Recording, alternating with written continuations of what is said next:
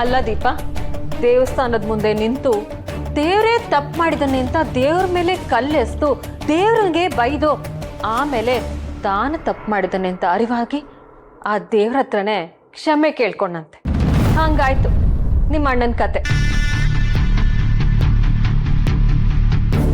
ಅಲ್ವೇ, ತಂಗಿನೇ ತನ್ನ ಜೀವನ ಅನ್ಕೊಂಡಿರೋ ನಿಮ್ಮ ಅಣ್ಣ ಇಲ್ಲಿ ಬರೋ ವಿಷಯ ನಿನ್ಗೆ ಹೇಗೆ ಗೊತ್ತಿಲ್ಲ?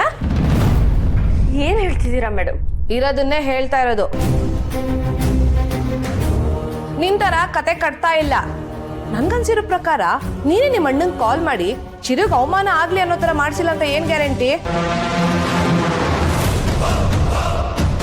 ಚಿಕ್ಕಮ್ಮ, ತಪ್ಪು ಮಾಡಿರೋದು ದೀಪ ಅವ್ರ ಅಣ್ಣ, ದೀಪ ಅವರಲ್ಲ. ದೀಪ ಅವ್ರ ಬಗ್ಗೆ ನಿಮಗೆ ಗೊತ್ತಿಲ್ಲದೆ ಇರ್ಬೋದು, ನನಗೆ ಗೊತ್ತಿದೆ. ಇವರೇ ಅವ್ರ ಅಣ್ಣನ ಕರೆಸಿ ನನಗೆ ಅವಮಾನ ಮಾಡಿಸ್ತಾರೆ ಅನ್ನೋ ಮಾತನ್ನೆಲ್ಲ ನಾನು ಒಪ್ಪಲ್ಲ. ಅಲ್ಲಪ್ಪ ಚಿರು, ಇಷ್ಟೆಲ್ಲ ಆದ್ರೂ ನೀನು ಅವಳ ಪರವಾಗಿ ಮಾತಾಡ್ತಿದ್ಯಲ್ಲ.